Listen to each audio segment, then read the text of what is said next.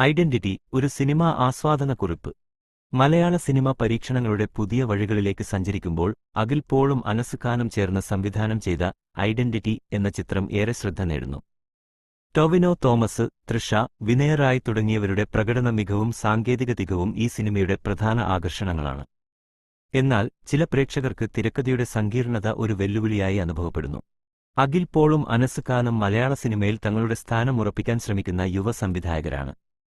പരസ്യചിത്രങ്ങളിലും ഹ്രസ്വചിത്രങ്ങളിലും പ്രവർത്തിച്ച പരിചയസമ്പത്തുമായാണ് ഇവർ ഐഡന്റിറ്റിയുമായി എത്തുന്നത്. കഥാപാത്രങ്ങളുടെ ആഴത്തിലുള്ള അവതരണമാണ് സിനിമയുടെ പ്രധാന ആകർഷണം. ടൊവിനോ തോമസിന്റെ പ്രകടനം എടുത്തു പറയേണ്ട ഒന്നാണ്. ഒബ്സസീവ് കമ്പൾസീവ് ഡിസോർഡർ എന്ന മാനസികാവസ്ഥയുള്ള ഒരു കഥാപാത്രത്തെ അദ്ദേഹം അതിമനോഹരമായി അവതരിപ്പിച്ചിരിക്കുന്നു. തൃഷയുടെയും വിനയ റായുടെയും കഥാപാത്രങ്ങളും മികവ് പുലർത്തുന്നു. ഛായാഗ്രഹണം, ശബ്ദമിശ്രണം, ആക്ഷൻ രംഗങ്ങൾ എന്നിവ സിനിമയുടെ സാങ്കേതിക മികവിന് ഉദാഹരണം.